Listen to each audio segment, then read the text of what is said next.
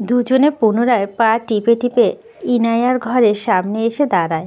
ইরফান মৃদু আওয়াজ করে দরজায়। ইনশিয়ার ফিসফিসিয়ে ডাকে, বুনু, এই বুনু। ইনায়া তখন এক দফা নাকি কান্না কেঁদে হাত মুখ ধুয়ে বেসিং স্কিন কেয়ার করা মাত্রই আয়নার সামনে দাঁড়িয়ে তার নাইট স্যুটের গা গলাচ্ছিল। ইনশিয়ার আওয়াজে ভুরু কুঁচকে যায় তার। পরপর এক আকাশ সমান অভিমান এসে ভর করে তার মনে। মনে পড়ে যায় খাবার টেবিলে সেই ধমকের কথা। সবার সাথে তাল মিলিয়েও আপুও তাকে ধমক দিয়েছিল। ওপাশ থেকে ইনশিয়া ডেকে যাচ্ছে, ইনায়া চুপচাপ দাঁড়িয়ে থাক। কিন্তু ইরফানের গলার আওয়াজে সে চমকে ওঠে। এই সময়ে মেজো দাদান কেন? সে শতব্যস্ত হয়ে এসে স্লাইডিং ডোরে লক খুলে দেয়। ইনশিয়া আর ইরফানকে দেখে ইনায়া অবাক হয়ে বলে, তোমরা কোথায় যাচ্ছ? আরাফ, কৌশিকের কনসার্টে। ফটাফট রেডি হ, আর হুডি পরিস, মাস্ক নিস। মেজো দাদানের কথায় ইনায়া চক্ষু চড়ক গাছ। মেজো দাদা তাকে কনসার্টে নিয়ে যাবে? ইনায়া স্বপ্ন দেখছে না তো? ইনায়া তব্দ খাওয়া মুখ নিয়ে তাকে ইরফানের মাথায় একটা গাঁট্টা মেরে বলে, শিগগিরই, কেউ ওঠার আগে গো।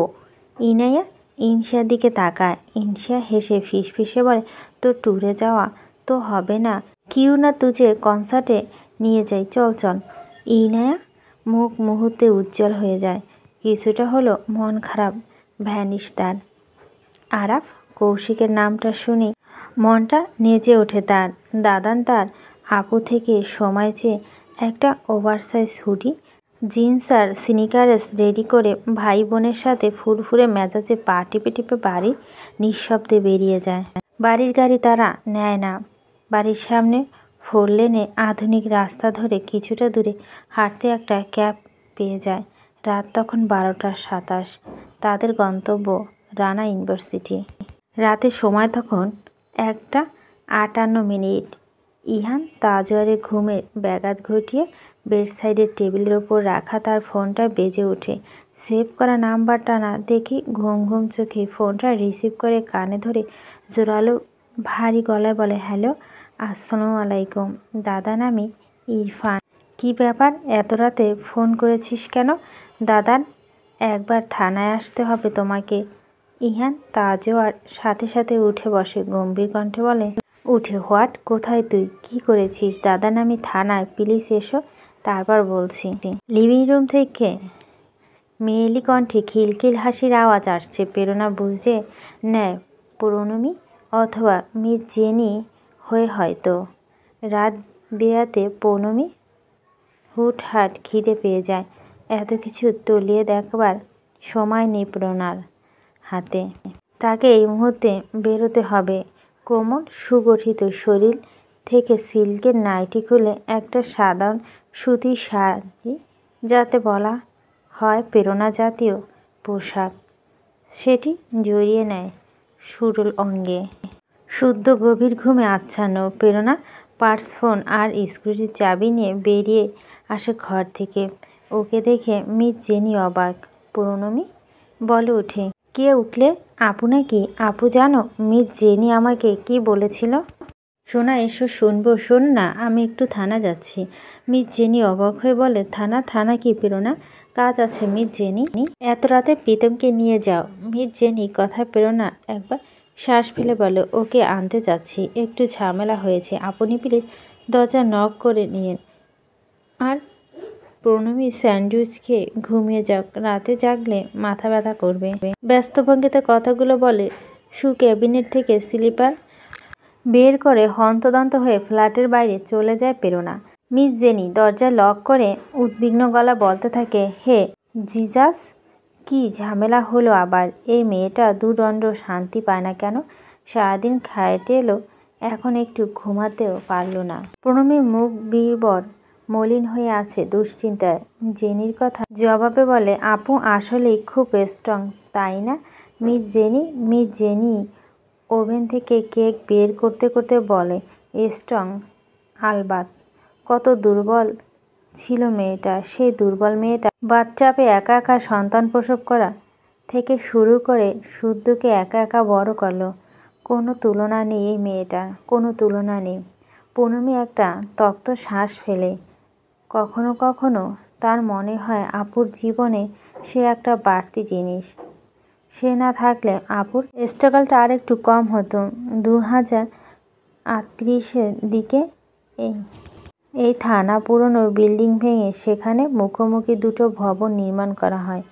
পুলিশ সুপার কার্যালয়ের সামনে মুখোমুখি দুটি ভবন। একটি ভবন থানার ঊর্ধ্বতন কর্মকর্তাদের অফিস, অন্যটিতে রয়েছে বিশাল বিশাল 4টা সেলফ, রিমান্ড রুম এবং এফআইআর ডেস্ক। ঊর্ধ্বতন কর্মকর্তাদের ভবনটি ডিজাইন কিছুটা অদ্ভুত, দেখতে যেন দোতলা একটা জমিদার বাড়ি। 41 সালে এমন অদ্ভুত সাবেকি ডিজাইন দেখলে সবার মনে এই একটি প্রশ্ন জাগে, এর আর্কিটেক্টস কে? মূল ভবনটায় গ্রাউন্ড ফ্লোরটা কার পার্কিং এরিয়া। দোতলায় দাপ্তরিক কাজ হয়। দোতলা ওঠার জন্য ভবনের পূর্ব পশ্চিম প্রান্তে দুটো সিঁড়ি। স্থান সংকুলনতার কারণে এভাবে ডিজাইন করা হয়েছে। ঠিক রাত 2:30 নাগাদ ইহান তাজওয়ারের BMW এসে থামে থানার সামনে।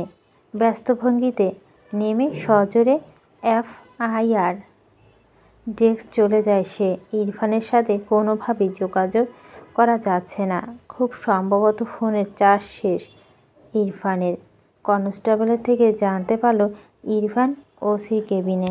কিছুক্ষণ পরেই প্রেরণা স্কুটি গতি স্লেথ হয়ে ইহান তাজওয়ারের BMWটির ঠিক পাশে দাঁড়িয়ে পড়ে। হেলমেটটা কোনো রকম খুলে হন্তদন্ত হয়ে সেও ছোটে এফআইআর ডেস্কে। ততক্ষণে ইহান তাজওয়ার ওই দালান থেকে বেরিয়ে আসলো মূল দালানে যাবে বলে। এফআইআর ডেস্কের কক্ষ থেকে বেরিয়ে মোড় ঘুরতে একটা পাখির মতো হালকা শরীরের সাথে ধাক্কা লাগতে সে দাঁড়িয়ে পড়ে। প্রেরণা ছিটকে কয়েক কদম দূরে সরে যায়। দেয়াল তার পিঠ ঠেকেছে।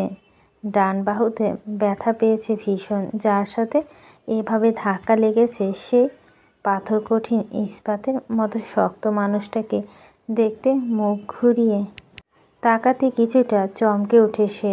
চমকে গিয়ে ইহান কয়েক পল একে অপরের দেখে দুজনে কিছুটা উঁচু গলায় বলে উঠে, আপনি?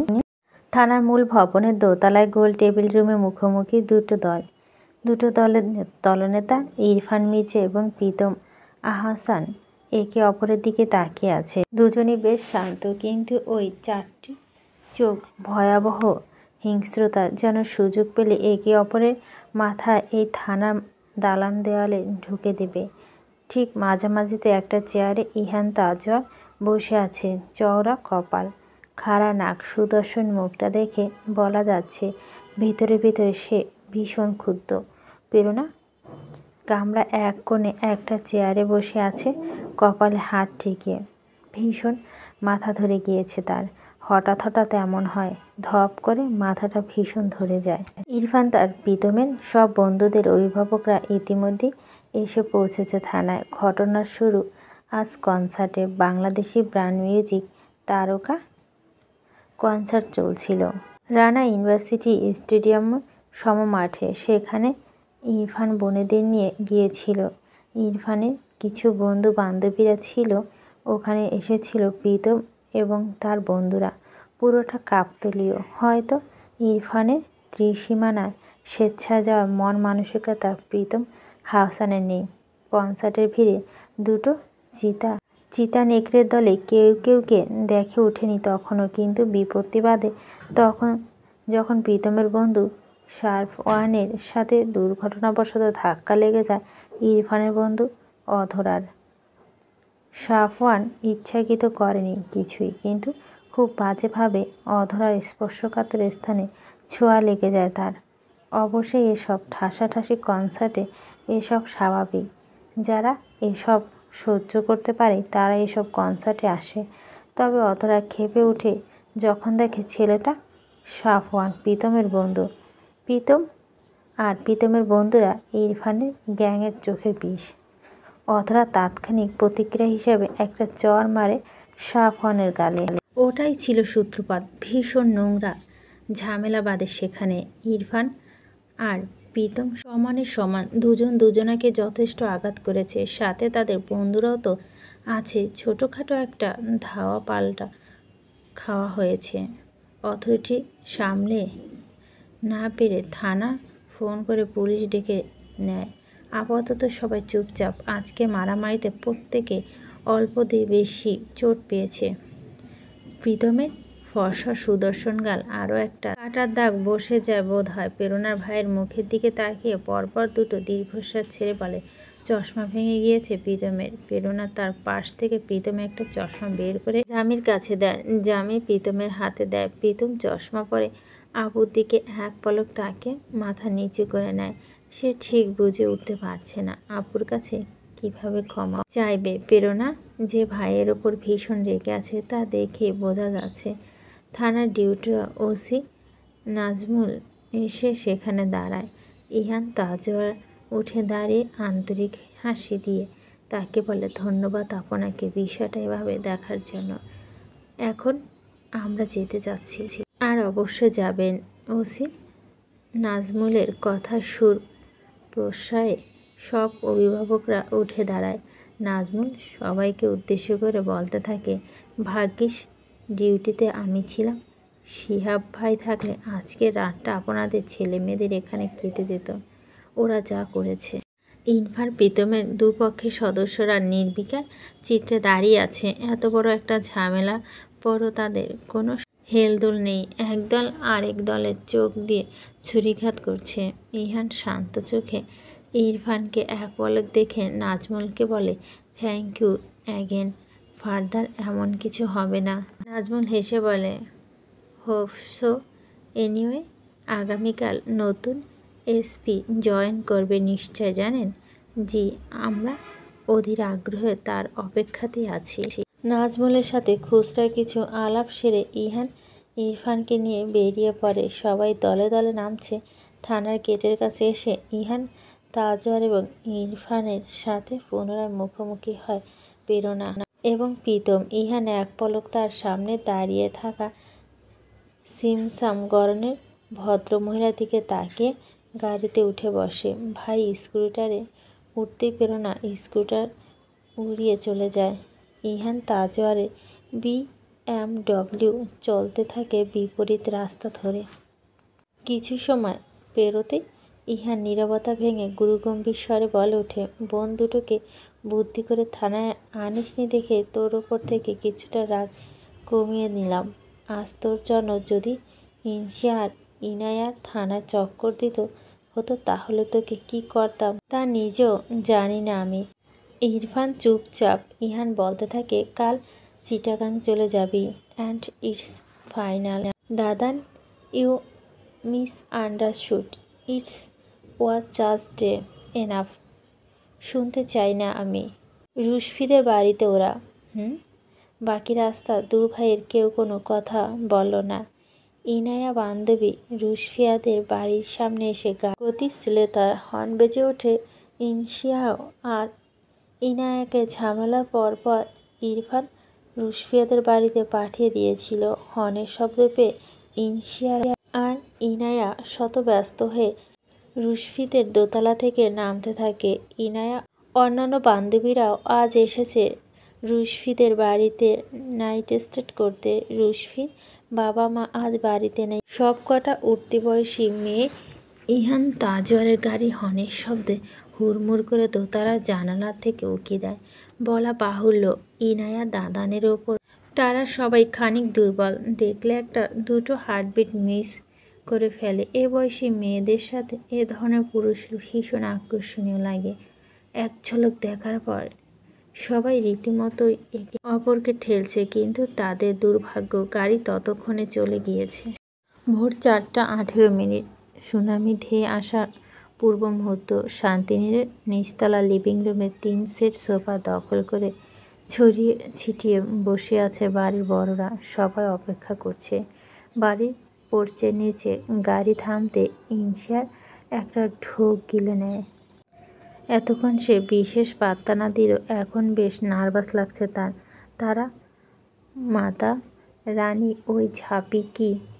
রানী অদ্রিতা আলো কনসার্টে যাওয়া অপরাধের শাস্তি হিসেবে জুতো পেটা করবে নির্ঘাত।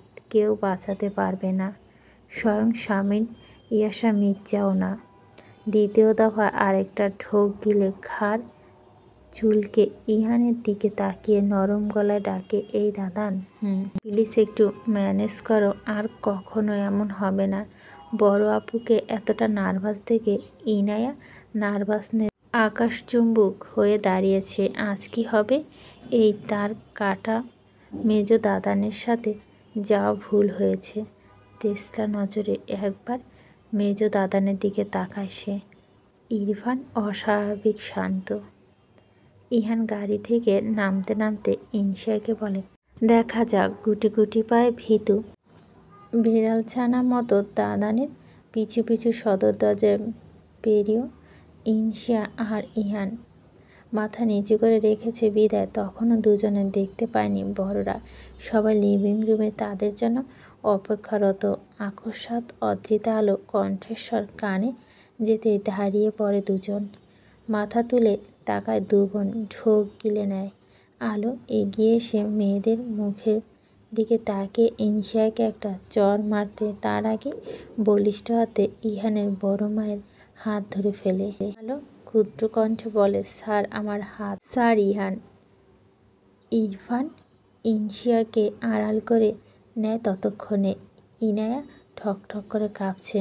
আলো ইরফানকে চেঁচিয়ে বলে, এই এই তুই ওকে আড়াল করছিস কি? আজ তো তোকে আগে দেখছি। হ্যাঁ তাই দেখো, ওদের কিছু বলো না, আমি জোর করে নিয়ে গিয়েছিলাম ওদের। গম্ভীর কণ্ঠে ইরফান ঠেলতে ঠেলতে ইনায়া আর ইনশিয়াকে দোতলার সিঁড়ির দিকে পাঠিয়ে দেয়। শামীম গম্ভীর কণ্ঠে ইরফানের দিকে তাকিয়ে বলে, এটা অন্যায় করছে, শাস্তি অবশ্যই পাবে। ইরফান চুপ করে থাকে। ইলহাম মির্জা আর ঋতু সোফাতে বসে থাকে চুপচাপ। ইসমাম আর পরি শান্ত ভঙ্গিতে দাঁড়িয়ে আছে। শামীম সবার মুখের দিকে এক পলক তাকিয়ে ইরফানকে বলে, এত ছোট তো, তুমি নাও। ওদের কেন নিয়ে গেলে কনসার্টে? ইরফান আজ দুঃসাহসী একটা কাজ করে বসে। বড় বাবার মুখের ওপর বলে দেয়, কাম অন বড় বাবা। ওরা কি ছোট? ওরা আমার সাথে ছিল। আর তাছাড়া আমি খুব ভালো করে জানি বোনদের কিভাবে আলগে রাখতে হয়। হ্যাঁ খুব আলগে রেখেছিস, তা প্রমাণ আজ পেয়েছি। নাও সিনক্রেট বন্ধ করে ঘরে যা।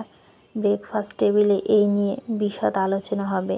পেছন থেকে ইহান তাজওয়ারের রাশভারী গম্ভীর আওয়াজ শুনে ইরফান মির্জা আর কিছুই বলল না, সোজা হেঁটে দোতলায় চলে যায়। কনসার্টের ঝামেলা কিংবা থানার ব্যাপারটা ইহান বড়দের থেকে চেপে যায় দুটো কারণে। বড়রা দুশ্চিন্তা করবে আর দুটো আরও কথা বাড়বে। ইরফান দোতলায় ওঠার সাথে সাথে ইলহাম মির্জা তার বড় ভাইকে বলে ওঠে, দেখলে কেমন বার বেড়েছে? ওরা একটা ব্যবস্থা করতেই হবে, মেয়ে দুটোকে গোল্লায় নিয়ে যাচ্ছে। ইহান বাবার কথা পিঠে বলে ওঠে, তোমরা সবাই প্লিজ যার যার ঘরে যাও, পরে না হয় কথা হবে। দোতলার সিঁড়িতে বলিষ্ঠ পায়ে ধূপ ধাপ আওয়াজ তুলে চলে যেতেই বাড়ির বড়রা সবার মুখের দিকে তাকিয়ে থাকে।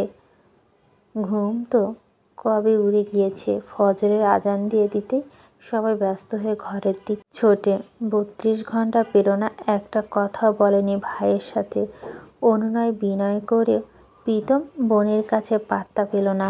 স্বাভাবিক, এত নিষেধের পরও একটা ঝামেলা জড়িয়ে গিয়ে রীতিমতো থানায় ছুটতে হয়েছে।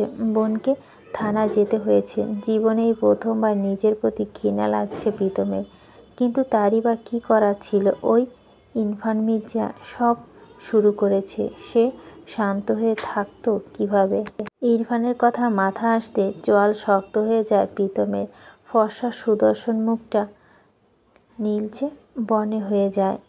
কম্পিউটারের সামনে বসে কিছু কোড সাজাচ্ছিল সে। এখন আর কাজে মন নেই। আপু রেগে গেলে এমনিতে প্রীতমের গোটা দিন খারাপ হয়ে যায়। ওই মানুষটাকে কষ্ট দিয়ে তা কিভাবে সব কিছু স্বাভাবিক যেতে পারে? আজ শুক্রবার, সপ্তাহ এই একটা দিন রেস্তোরাঁ বন্ধ থাকে। প্রেরণা আজ বাড়িতে কাজে ব্যস্ত ভীষণ। রান্নার চাপে কাজের মেয়েটাকে দিয়ে অ্যাপার্টমেন্টে ঝাড়পোছ করছে সে। প্রণতি আর শুদ্ধ মিস জেনিস কাছে বসে গল্প শুনছে। প্রীতম ধীর পায়ে হেঁটে গিয়ে বোনের সামনে দাঁড়ায়। প্রেরণা প্রীতমকে পাত্তা না দিয়ে ওয়ালমেটগুলো মুছতে থাকে। প্রীতমের খপ করে বোনের হাত থেকে ওয়ালমেট সরিয়ে নিয়ে নরম গলায় বলে, আপু প্লিজ। প্রেরণা ভুরু কুঞ্চিত হয়, তবে সে চুপ। প্রীতম পুনরায় বলে, আপু আর হবে না, অনেকবার তো শুনলাম ভাই, আর কত। আপু আমি কি করতাম? চুপচাপ ওর মার খেয়ে চলে আসতাম, হাত ভেঙে পা ভেঙে আসতাম, তখন তোমার ভালো লাগতো? এবার যেন প্রেরণা একটু নরম হয়, ভাইয়ের দিকে তাকিয়ে বলে, তো চলে আসতি, ওর সাথে টক্কর দিয়ে তোকেও বা যেতে হবে কেন? কেন করতাম না? আপু তর্ক রীতিমতো আমাকে ইভটিজার বলল। আমি এমন? বলো তুমি, আমি কি ইভটিজার? প্রেরণা একটা ফোঁস শব্দ দীর্ঘশ্বাস ফেলে বলে, নির্জনটার জীবনটা কাটাতে এই শহরে এলাম, আর এখানে প্রতিদিন কোনো না কোনো ঝামেলা হয়ে চলেছে। তোর জন্য আজ থানায়ও যেতে হলো। আর ওদিকে রেস্তোরাঁ। থেমে যায় প্রেরণা। প্রীতম কপাল কুঁচকে বোনের দিকে তাকায়, গম্ভীর কণ্ঠে বলে, রেস্তোরাঁয় কি হয়েছে আপু?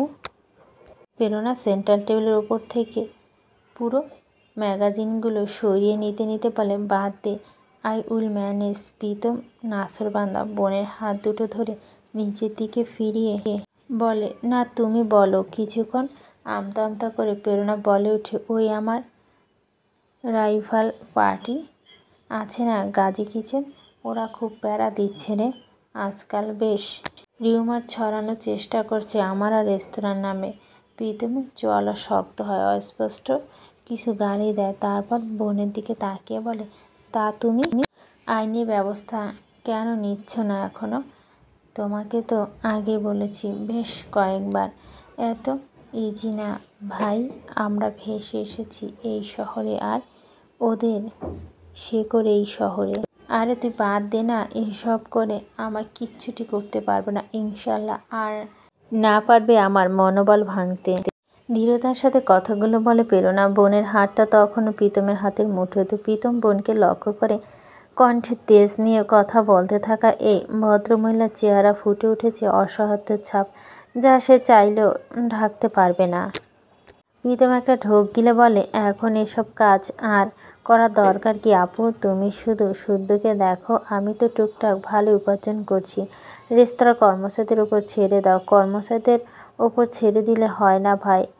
এইটু বলে প্রেরণা একটু দম নিয়ে আবারও বলে ওঠে, তুই এত নাক গলাবি না, আর ভালো উপার্জন করছিস তো কি হয়েছে? নিজেরটা বোঝ, সেভ কর এখন থেকে, বছর দুয়েক পরে লাল টুকটুকে বউ আনবো তোর জন্য। প্রীতম ঈশা লজ্জা পেয়ে মাথা চুলকায়। প্রেরণা বলে, এত বোন পাগল হোস না রে ভাই, পরে বিপদে পড়ে যাবি। নিজের উপার্জন, নিজের পরিবারের কথা চিন্তা করে এখন থেকে টাকা সেভ কর।